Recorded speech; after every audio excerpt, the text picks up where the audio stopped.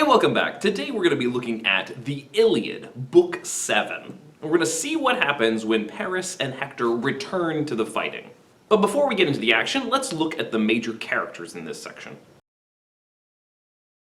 Several characters do reprise their roles as we've seen them previously in the book. Apollo, for instance, is standing up for the Trojans, Athena standing up for the Achaeans. Later in the book, we're going to have an interesting argument between Paris and a character named Antenor.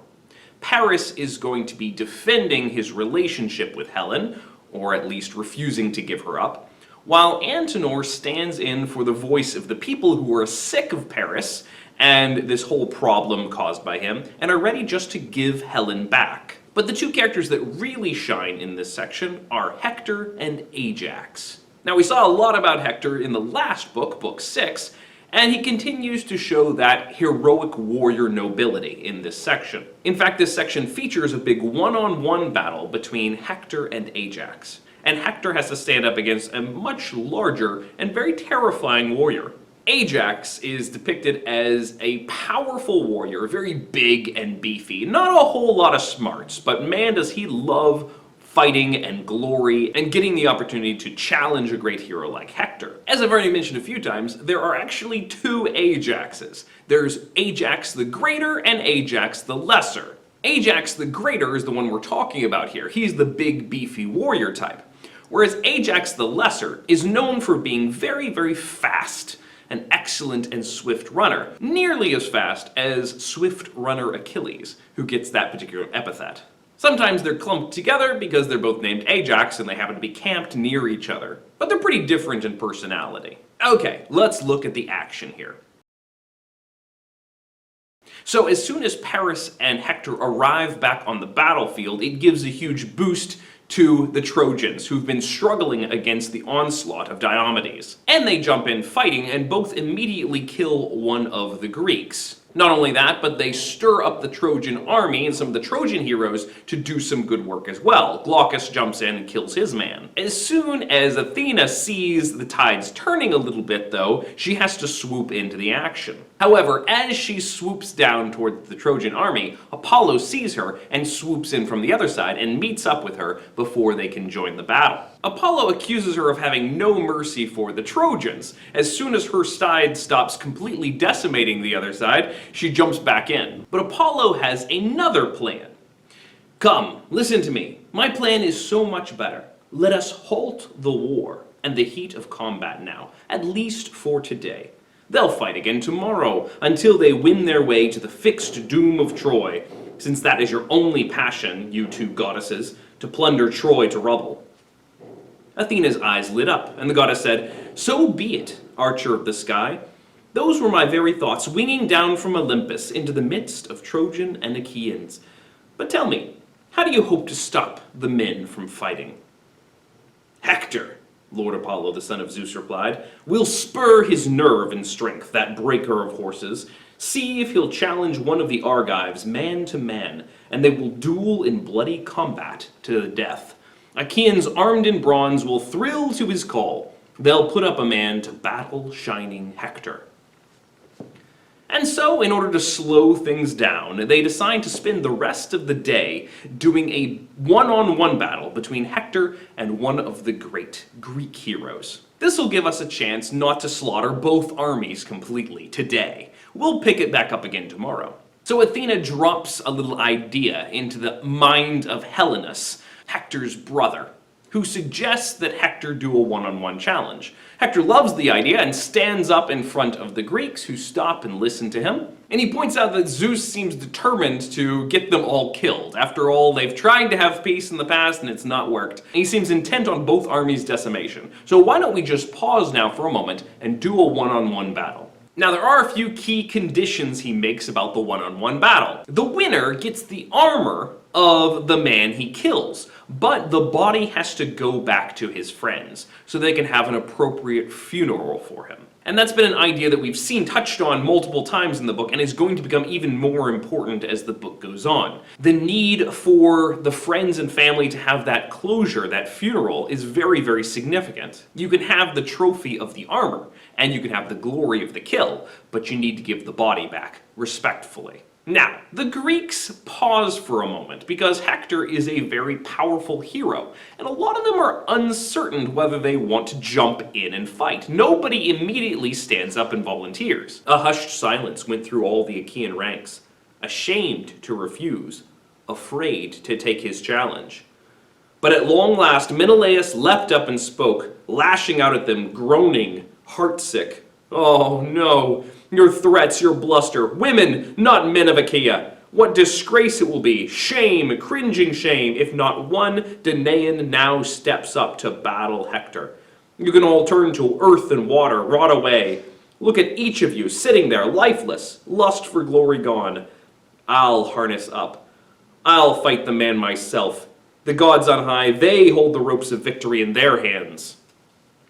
With that, he began to don his handsome gear. So Menelaus is going to go up against Hector, but Menelaus is really not up to fighting Hector. Menelaus is no match for Hector. He can definitely take Paris, but not Hector. Agamemnon and all the other men jump up and say, no, not you, Menelaus. You can't fight him. You're too important to do this whole war. And it makes perfect sense for you to be a little bit afraid of Hector. Even Achilles is a little afraid of Hector.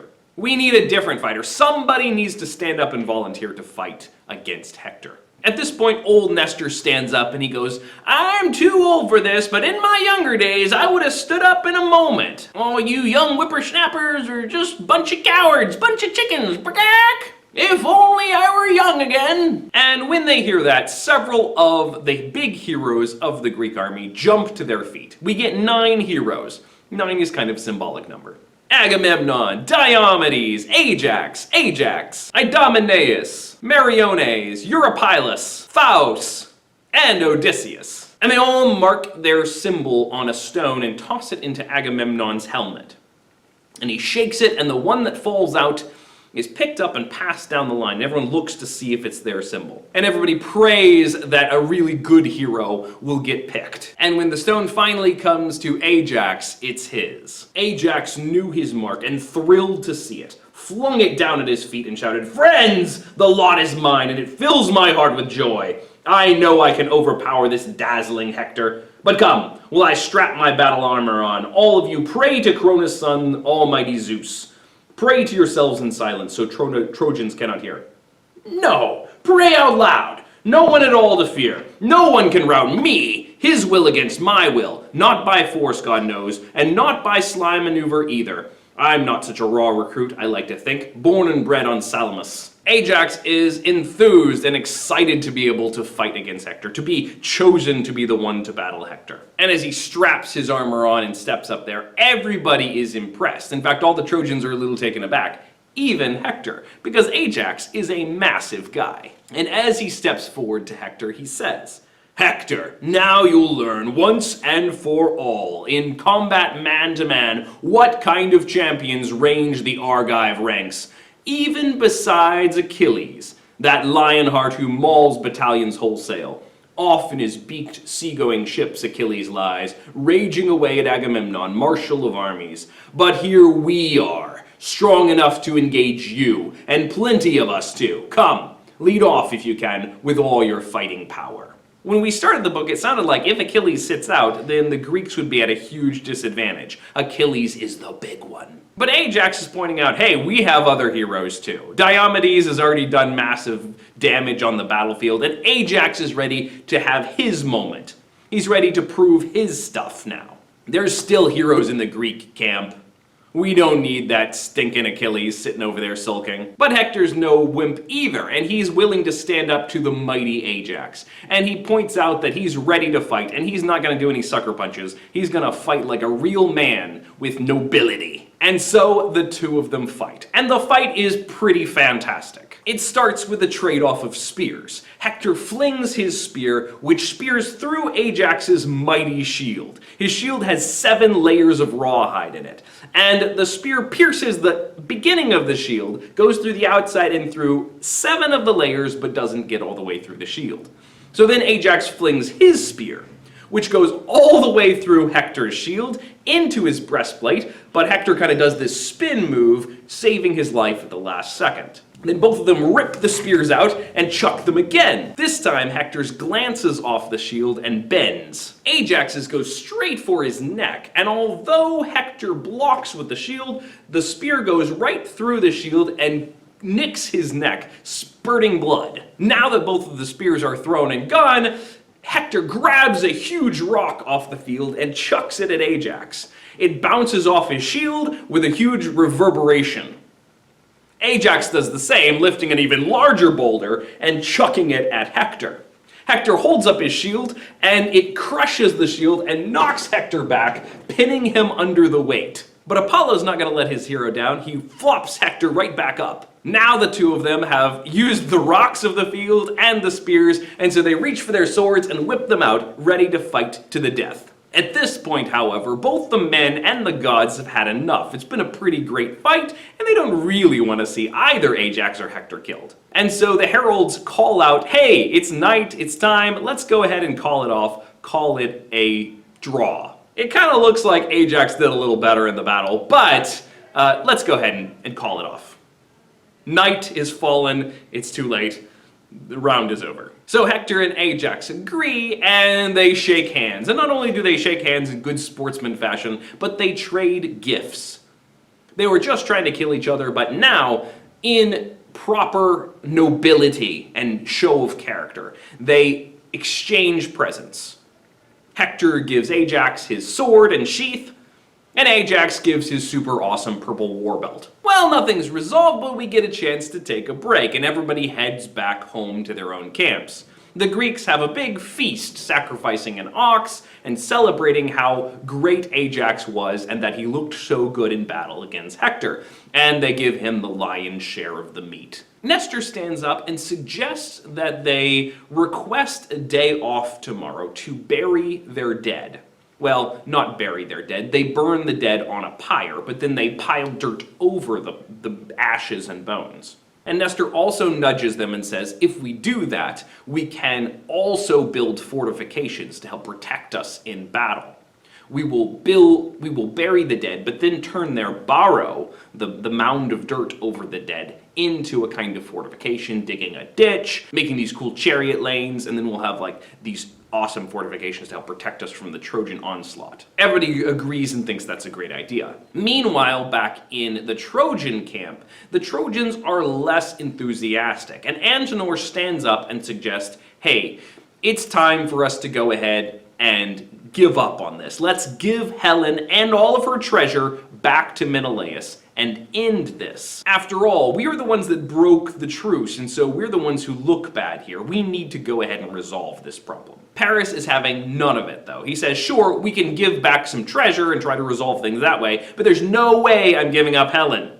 She's mine. So Priam suggests, okay. We will send a message to the Greeks, and we will tell them we want a day off to burn our dead and have funerals for our dead. And also we'll make Paris's offer that we'll give a whole bunch of treasure if they'll go away. And so first thing in the morning, Idaeus, the messenger, goes over to the Greek camp and delivers the message. Paris says he'll give you a bunch of treasure if you'll, leave. And also, may we have this day to have funerals for our dead and clear the field. Diomedes calls the bluff, though, and he says, hey, no, we're not taking anything from these Trojans. This attempt to create peace between us is clear evidence that Troy is weak and is struggling. They're ready to fall. No. And all the Achaeans agree with Diomedes. However, they all do decide that they do need the day to clear the field and to have funerals for the dead. And there's this heartbreaking moment where all of them silently walk out onto the field and try to figure out who is who on the field. Just as the sun began to strike the plowlands, rising out of the deep, calm flow of the ocean river to climb the vaulting sky, the opposing armies met. And hard as it was to recognize each man, each body, with clear water they washed the clotted blood away and lifted them onto wagons, weeping warm tears. Priam forbade his people to wail aloud. In silence they piled the corpses on the pyre, their hearts breaking, burned them down to ash, and returned to sacred Troy. And just so, on the other side, the Achaean men-at-arms piled the corpses on the pyre, their hearts breaking, burned them down to ash, and returned to the hollow ships. Notice the repetition in there, but also the sense of silent, somber grief, the cost of war. And as the day goes on, the Achaeans use the opportunity to build big fortifications, a mound to block and protect their ships, and also a ditch so the chariots can't charge them. Poseidon gets a little miffed that they're building all this stuff on his field, and he complains to Zeus, but Zeus says, well, you can tear it all down after the Achaeans leave. And the book ends on an ominous note. Zeus begins to plot. He's getting ready to enact his plan. Up till now, we've just sort of been batting things back and forth. There's been no real victory on one side or the other. But there's an ominous sense that something is going to happen soon, which we'll find out more about when we read Book 8. Okay, let's look at some of the key features in this book. I already mentioned the instances of repetition. There are multiple in this book.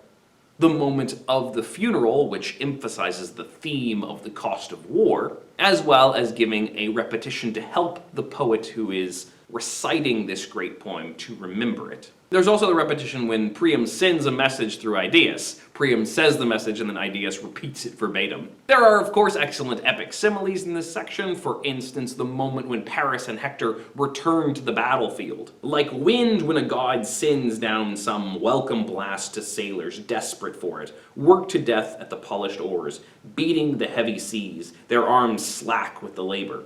So welcome that brace of men appeared to the Trojans, desperate for their captains. As people desperate for wind, they've been rowing so long and they have no wind, and all of a sudden the wind comes and relief. So Paris and Hector joining the battle give relief to the Trojans. There's also some pretty fantastic imagery. There often is in this book, but one very interesting moment is the moment when Athena and Apollo are watching. Just after stirring up the men to do the one-on-one challenge, Athena and Apollo sit over and watch the battlefield. Listen to how they're described. And Apollo, lord of the silver bow, and Queen Athena, for all the world like carrion birds, like vultures, slowly settled atop the broad towering oak, sacred to Zeus, whose battle shield is thunder, relishing those men. They look like carrion birds or vultures, ready to eat the dead. What better depiction of the gods as these fickle images of fate? They enjoy the deaths of men way too much. And so next time we'll see what happens after the day of truce, when Zeus begins to really stir things up. Thanks for watching. You can click to subscribe or watch another video, and I'll see you next time. Bye-bye.